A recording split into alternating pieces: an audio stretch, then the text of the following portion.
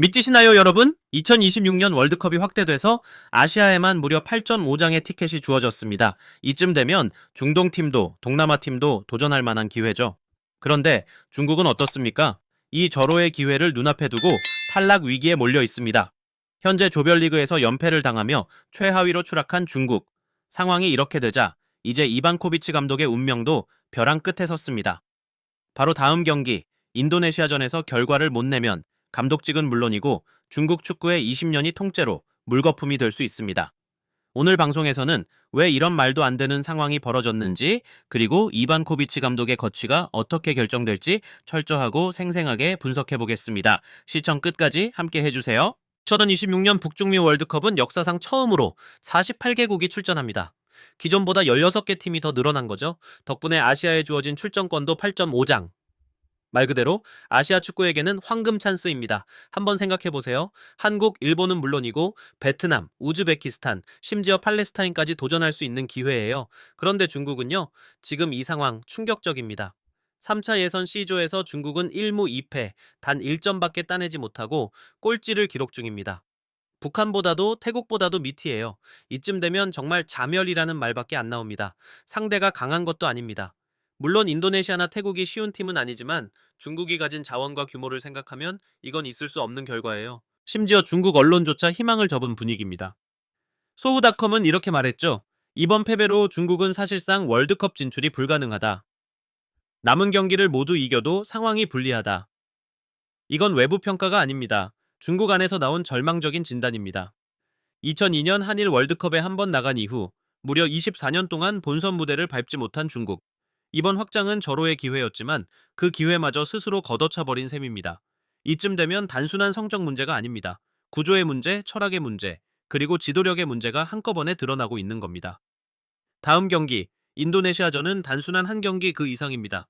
중국 축구 전체의 방향과 존폐를 가를 분수령이 될 겁니다. 이제 남은 건 단 한 경기. 6월, 중국은 인도네시아와 운명의 일전을 치릅니다. 결론부터 말씀드릴게요. 이 경기에서 승리하지 못하면 중국은 4차 예선 진출 자체가 무산됩니다. 다양한 시나리오가 존재하긴 합니다. 비기고 다른 팀이 져야 하고 득실차가 어쩌고.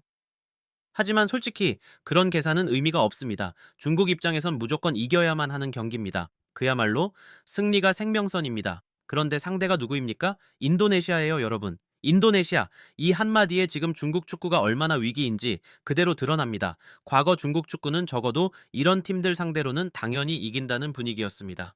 하지만 지금은 이길 수 있을까를 진지하게 걱정하고 있습니다. 지금 중국 축구는 이기느냐 마느냐의 수준이 아니라 기본적인 자존심마저 무너지는 상태에 놓인 겁니다. 인도네시아는 최근 몇 년 사이 외국계 귀화 선수들을 대거 받아들이며 빠른 속도로 전력을 끌어올렸습니다. 조직력도 좋아졌고 선수 개개인의 기량도 좋아졌어요.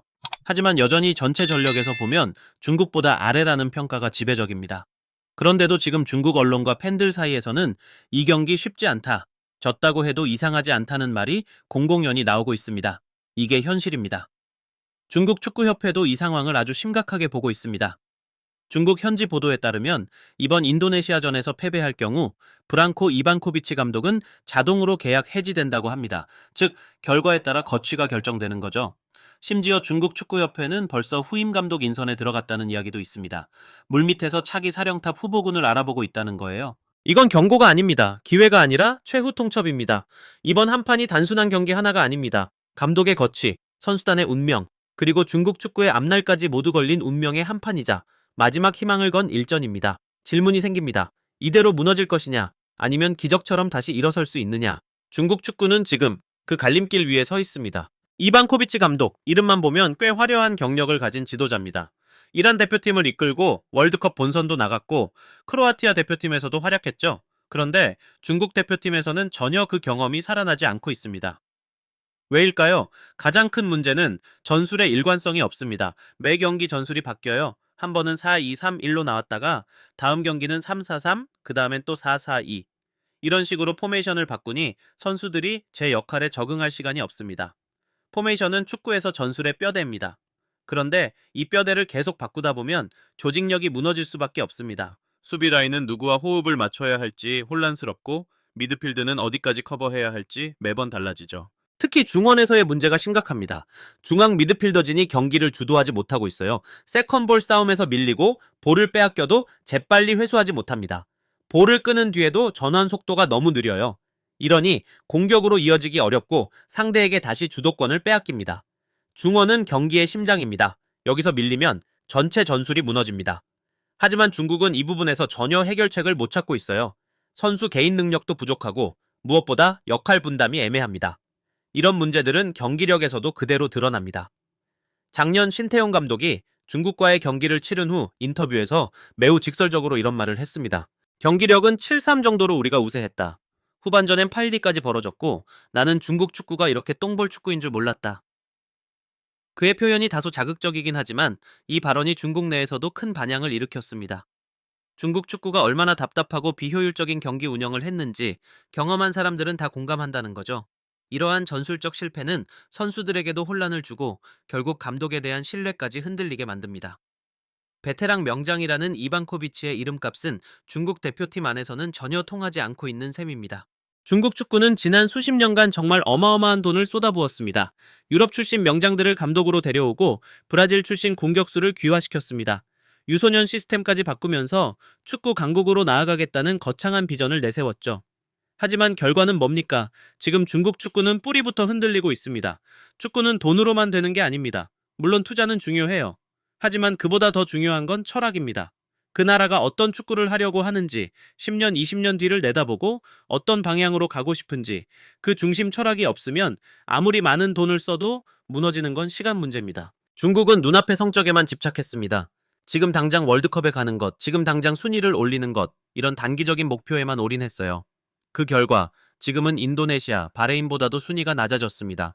이건 단순한 숫자의 문제가 아닙니다. 기술, 전술, 정신력 모든 면에서 뒤처졌다는 신호입니다. 한때 중국 팬들은 의케손, 알란 같은 귀화 선수들에게 희망을 걸었습니다. 이 선수들만 잘하면 월드컵도 꿈은 아니야. 그런 기대감이 있었죠. 하지만 축구는 혼자 하는 스포츠가 아닙니다. 개인의 기량보다 중요한 건 팀워크, 조직력, 그리고 대표팀이라는 자부심이에요. 그런 면에서 중국은 전혀 준비가 안 돼 있었습니다. 조직력이 무너지고 대표팀에 대한 책임감과 정신력이 사라진다면 아무리 좋은 선수가 들어와도 결국엔 아무 의미가 없습니다. 지금 중국 축구는 철학 없는 투자, 단기적 집착, 그리고 팀보다 개인에 의존하는 구조. 이 세 가지가 모두 겹치면서 스스로 무너지고 있는 겁니다. 이제 남은 건 단 한 경기입니다. 바로 6월 인도네시아와의 맞대결. 이 경기에서 패한다? 이반코비치 감독은 즉시 계약 해지입니다. 단순한 해고가 아닙니다. 중국 축구 전체가 20년 전으로 퇴보하는 순간이 될 수 있습니다. 지금 중국은 A매치 3연패, 그것도 점점 내용이 나빠지고 있어요. 조직력, 경기력, 멘탈, 전부 흔들립니다.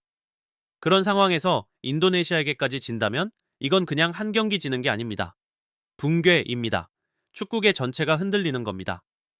팬심은 이미 등을 돌렸고 협회도 후임 감독을 알아보고 있다는 보도까지 나왔습니다.